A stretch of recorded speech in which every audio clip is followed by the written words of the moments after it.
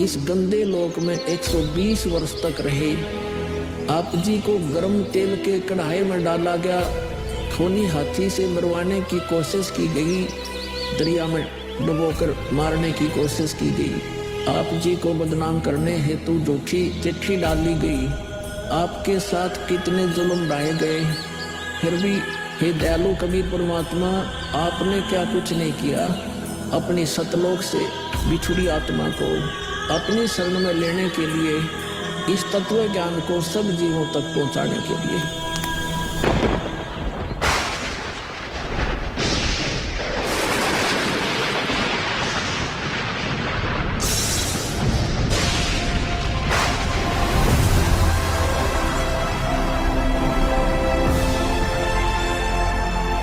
साहेब कबीर आजा आत्मा तोए पुकारती, तेरे हाथ में चाबी हो सतगुरु सतलोक द्वार की। साहेब कबीर आजा आत्मा तोए पुकारती, तेरे हाथ में चाबी हो सतगुरु सतलोक द्वार की।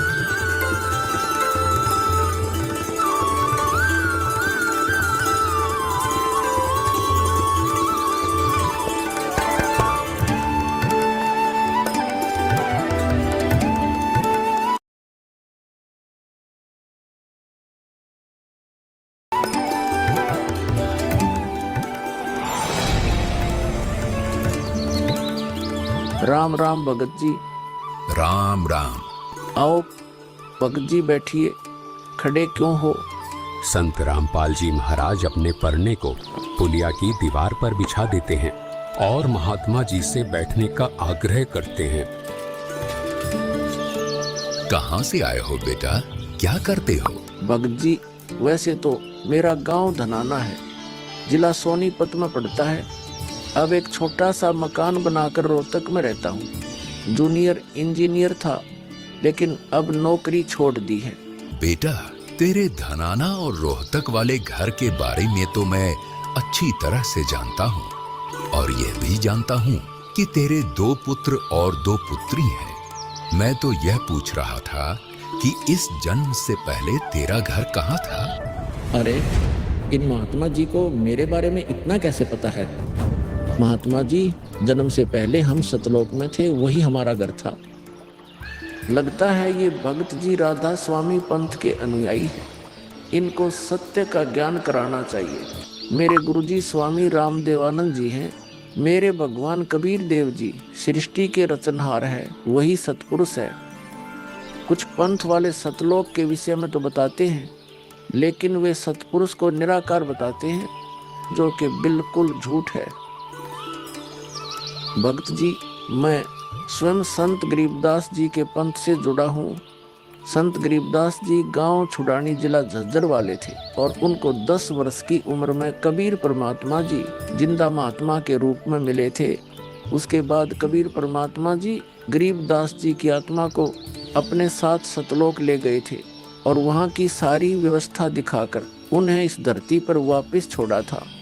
फिर उन्हीं बालक गरीबदास ने सतलोक के बारे में बताया कि ऊपर सतलोक है, वहाँ सारी सुख सुविधा उपलब्ध हैं, सदाबहार बाग हैं, नर नारी की सृष्टि है।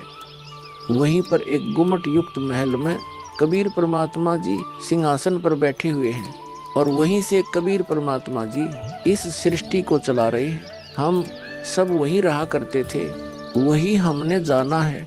जो सतलोक में केवल प्रकाश ही प्रकाश बताते हैं, उनका ज्ञान गलत है, वे मोक्ष प्राप्त नहीं कर सकते। भक्त जी, उस बालक गरीबदास ने वाणियों के माध्यम से बताया है कि गरीब अनंत कोटि ब्रह्मांड का एक रति नहीं भार, सतगुरु पुरुष कबीर हैं, कुल के सिरजनहार। कौन कबीर? हम सुल्तानी नानक तारे दादू को उपदेश दिया, जाति जुलाहा भेद नहीं पाया, काशी माहे कबीर हुआ। बहुत आनंदित करने वाली बातें करते हो, और बताओ कुछ। इन्हें अपना ज्ञान अधूरा लग रहा है। हो सकता है ये नाम दीक्षा लेकर परमात्मा से जुड़ जाए। भक्त जी, अगर आपको अपना कल्याण करवाना है तो एक ही तरीका है, नाम दीक्षा। मेरे पूज्य गुरु जी ने मुझे नाम दीक्षा देने का आदेश दे रखा है। मैंने अपना घर और नौकरी छोड़ दी है। अब गुरुदेव जी की ही आज्ञा अनुसार प्रचार और दीक्षा देने का पवित्र कार्य कर रहा हूँ। बेटा, क्या तुम्हारे गुरु जी ने तुम्हें सारनाम और सार शब्द देने का भी आदेश दिया है? इन्हें कैसे पता सारनाम सार शब्द के बारे में?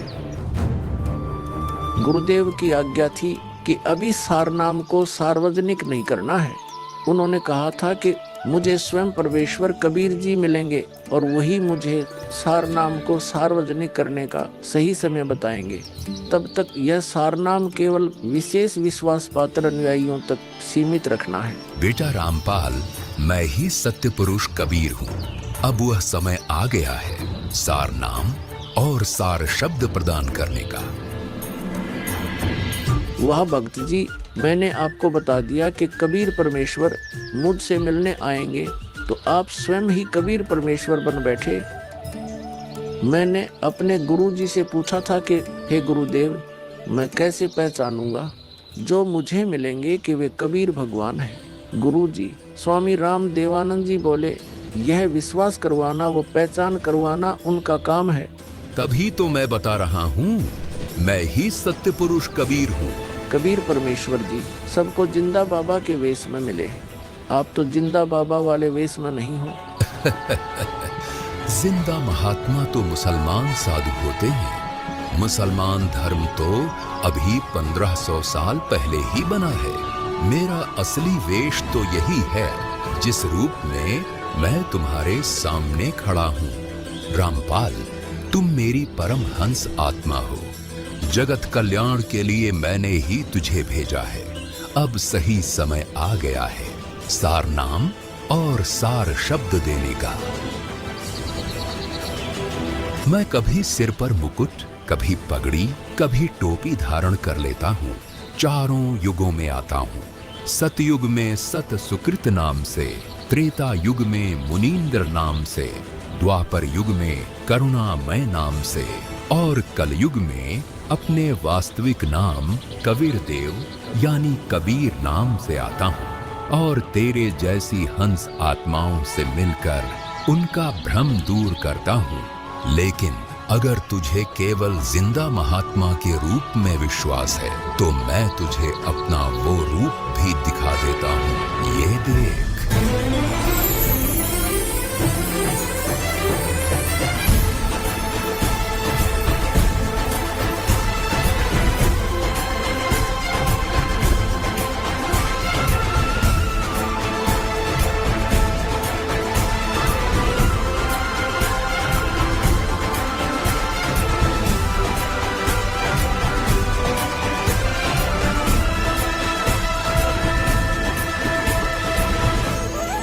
हे परमेश्वर, मुझे क्षमा कर दीजिए।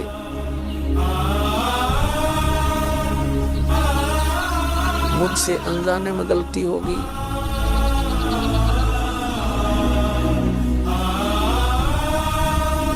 आपने मुझे साक्षात दर्शन दिए और मैं आपको पहचान न सका। मुझे क्षमा कर दीजिए परमपिता। बेटा रामपाल, अब वो समय आ गया है जो मैंने धर्मदास को कहा था कि कलयुग बीते 5505 तब यह वचन मेरा होगा साचा।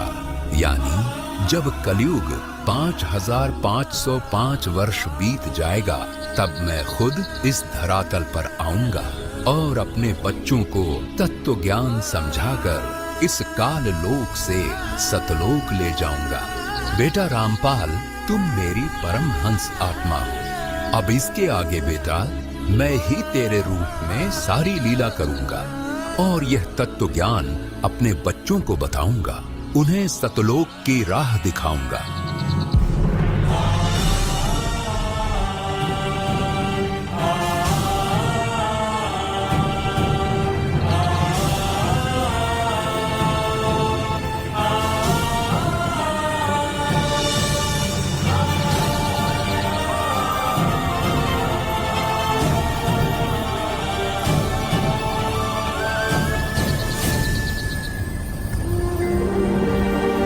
इस प्रकार कबीर परमात्मा संत रामपाल जी महाराज जी को सह शरीर सतलोक भेज देते हैं और अपनी लीला को आगे बढ़ाते हैं।